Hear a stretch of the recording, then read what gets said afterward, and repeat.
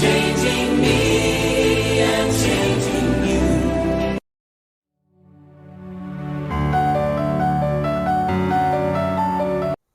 Praise the Lord. అందరూ బాగున్నారా? దేవుని కృపను బట్టి మీరు అందరూ క్షేమంగా ఉన్నారని ప్రభువుని ఎంతగానో స్తుతిస్తూ ఉన్నాను. ఈ దినము దేవుని వాక్య ధ్యాన నిమిత్తమై కీర్తన గ్రంథము 103వ కీర్తన 5వ వచనాన్ని చదువుకుందాం. మేలుతో నీ హృదయమును తృప్తిపరచుచున్నాడు అనే మాటను మనం గమనిస్తున్నాం. కీర్తన గ్రంథం 103వ కీర్తన దేవుణ్ణి స్తుతింపదగిన కీర్తన. అనేకమైన విషయాల్లో ఆ కీర్తనలో రాయబడి ఉన్నాయి.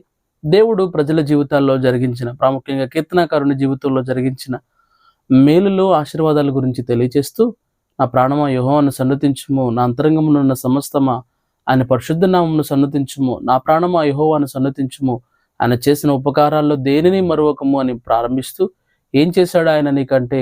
సమాధిలో నుండి నీ ప్రాణమును విమోచించుచున్నాడు, కరుణా కటాక్షములు నీకు కిరీటం గొంచుచున్నాడు, ఆయన నీ సంకటములన్నిటినీ కుదుర్చువాడు అని అనేక విషయాలు తెలియజేస్తూ, పక్షిరాజు యవనం వలె నీ యవనము క్రొత్తదగుచుండునట్లు మేలుతో నీ హృదయమును తృప్తిపరచుచున్నాడు. లేఖన వాక్యం తెలియచేసేది ఏంటి అని అంటే, మన జీవితాల్లో దేవుడు ప్రతి దినము మేలు మనకు అనుగ్రహిస్తున్నాడు. ఈ రోజున మనిషి జీవితంలో తృప్తి ఉందని ఆలోచన చేయగలిగినట్లయితే, కోట్లు సంపాదించిన వారి జీవితంలో కూడా ఇక తృప్తి ఉండదు, ఇంకా సంపాదించాలి అనే ఒక ఆలోచన వారికి ఉంటుంది. ప్రియులారా, మనిషి జీవితంలో తృప్తి లేని బ్రతుకు ఈరోజు చాలా మంది జీవిస్తున్నారు.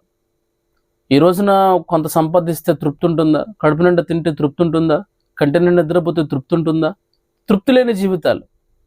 కానీ దేవుడు మనకు తృప్తిని అనుగ్రహించేవాడుగా ఉన్నాడు. మేలుతో నీ హృదయమును తృప్తిపరచుచున్నాడు. ఈ రోజున దేవుడు నిన్ను తృప్తిపరచగలడు. నీకున్న ఆధ్యాత్మిక అవసరతల్లో కానీ, సామాజిక అవసరతల్లో కానీ, అనేక విషయాల్లో నీకు తృప్తి లేని జీవితం నీలో ఉందా? చాలామంది తృప్తి ఉండదు, సంతృప్తి ఉండదు.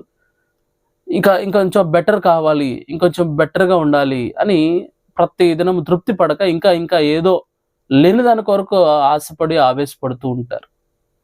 వాక్యం ఉంటే నీ జీవితంలో మేలుతో నీ హృదయంను తృప్తిపరచుచున్నాడు. అవును, ప్రతి దినము దేవుడు మనకు మేలును అనుగ్రహిస్తూ తృప్తిపరుస్తున్నాడు. ఈరోజు చాలా మంది అజ్ఞానంతో, అవివేకంతో, తృప్తి చెందక, దొరికిన దాంతో సంతృప్తి పడక, దొరకని వాటి విషయాలకు లేదా దొరకని వాటి గురించి మరి ఎంతగానో చింతిస్తూ దేవుని మీద సనిగేవారు, గొణిగేవారు కూడా చాలా మంది ఉన్నారు.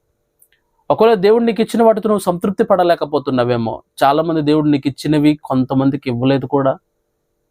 ఈవెన్ దో వాళ్ళు సంతృప్తికరంగా జీవిస్తున్నారు. మరి నీ సంగతి ఏంటి?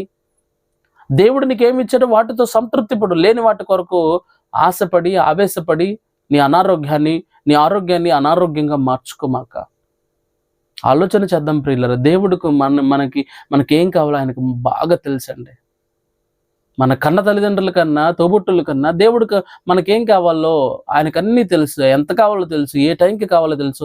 ఆ టైంకి దేవుడు అంతటి సహాయాన్ని మనకు అనుగ్రహిస్తాడు. బట్ నీ జీవితంలో తృప్తి పడని జీవితం ఉంటే, లేఖనం మాట్లాడుతుంది, మేలుతో నీ హృదయమును తృప్తిపరచుచున్నాడు. దేవుడిచ్చిందంత తృప్తిపడు. దేవుడిచ్చిన సంతోషంతో, సమయంతో, సంపాదనతో తృప్తిపడు.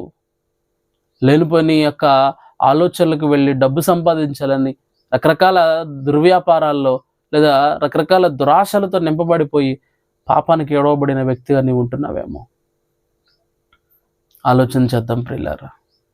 మేలుతో నీ హృదయమును తృప్తిపరచుచున్నాడు అనే మాటను మనం గమనిస్తూ ఉన్నాం. చాలామంది దేవుని ద్వారా మేలు పొందుకొని కూడా, దేవుని ద్వారా ఆశీర్వాదాలన్నీ పొందుకొని కూడా, ఇవన్నీ దేవుడిచ్చినే కాదు, నా కష్టార్జితం, నా స్వార్జితం అని తమను తాము హెచ్చించుకునే ప్రయత్నం చేస్తూ ఉంటారు. దేవుని చలవలేనిదే, దేవుని యొక్క సహాయత లేనిదే మన జీవితంలో పడికెడు మెతుకులు కూడా మనం తినమండి. పిడికెడు మెతుకులు కూడా మనం తినలేం. నువ్వు తింటున్నావంటే దేవుడు నీకు ఇచ్చిన కృప, అది దేవుడు ఇచ్చిన మేలు. ఆలోచన చాలా ప్రియులారా. మేలుతో నీ హృదయమును తృప్తిపరచుచున్నాడు. వాక్యం వినిచిన మీ అందరి జీవితాల్లో దేవుడు ఇట్టి వాక్యాన్ని నెరవేర్చును గాక. ఆమేన్. ప్రార్థన. పరిశుద్ధాత్మదేవానికి వందనాలు, స్తోత్రాలు చెల్లించుకుంటున్నాను తండ్రి. ఈ మధ్యాహ్న కాల సమయాన ప్రభా, ఎందరూ నీ మాటలు వింటున్నారు, వారి జీవితాల్లో మేలుతో వారి హృదయాలను తృప్తిపరచమని అడుగుతున్నాను తండ్రి. వారు తృప్తి పడలేని జీవితంలో వారు ఉన్నట్లయితే, సంతృప్తి లేని బ్రతుకు వారు జీవిస్తున్నట్లయితే, ఈ దినం వాటి యొక్క భాగ్యమును ప్రభా వారికి అనుగ్రహించి తృప్తి పడగలిగిన జీవితంలో సంతృప్తి చెందగలిగిన బ్రతుకును వారికి దయచేయమని అడుగుతున్నాను తండ్రి. యేసయ్యా నీకు వందనాలు, స్తోత్రాలు చెల్లించుకుంటున్నాను దైవమా. పరిశుద్ధాత్మదేవునికి వందనాలు. మా యొక్క ప్రభుదేవునైన వీక్షకులకు మీరే మేలును, తృప్తిని అనుగ్రహింపచేయమని యేసుక్రీస్తు నామమున అడిగి తండ్రి. ఆమేన్. God bless you. కరుణామయుని సిఎస్ఐ సంఘము పునాదిపాడు వారు నిర్వహించు రక్షణ సువార్త మహాసభలు. రక్షణ సువార్త మహాసభలు తేదీలు ఏప్రిల్ 23, 24, 25 తేదీలలో అనగా మంగళ, బుధ, గురువారములలో ప్రతిరోజు సాయంత్రం 6 గంటలకు జరుగును. స్థలం బండారు వెంకట సుబ్బారావు గారి పొలంలో, సచివాలయం 2 ప్రక్కన, పునాదిపాడు. ప్రసంగికులు రెవరెండ్ ఎస్ అలెగ్జాండర్ గారు, treasurer KG diocese Vijayawada. Brother Manjit Paul గారు, బీదర, కర్ణాటక. నేను ఆపుకున్నా ఒకరోజు.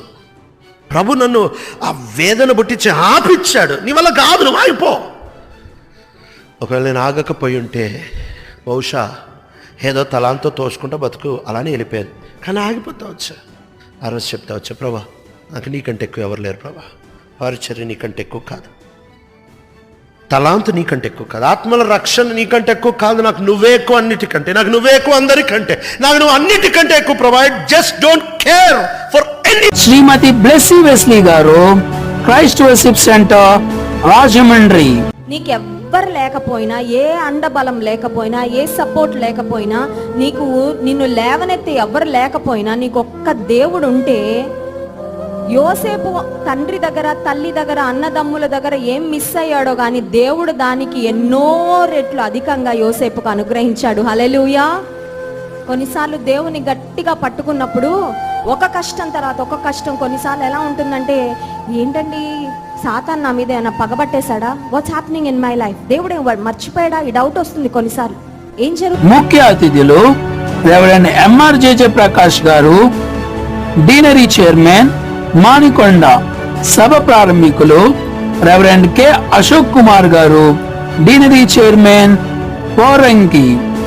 దైవ సేవకులు రెవరెండ్ జి యోహాన్ గారు, పారిష్ గురువులు, వణుకూరు. పాస్టర్ కలపల జాన్ గారు, పెనుయేలు కల్వరి ప్రేమ మినిస్ట్రీస్, నందిగామ. సువార్త గాయకులు బ్రదర్ ఎం డానియల్ గారు.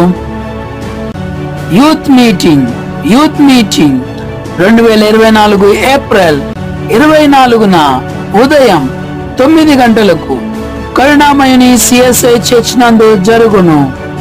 బైబిల్లోని మీ సందేహాలకు దైవజనులు సమాధానములు ఇచ్చెదరు. కన్వీనర్ వి రిచర్డ్ రంజన్ శాంసన్ గారు.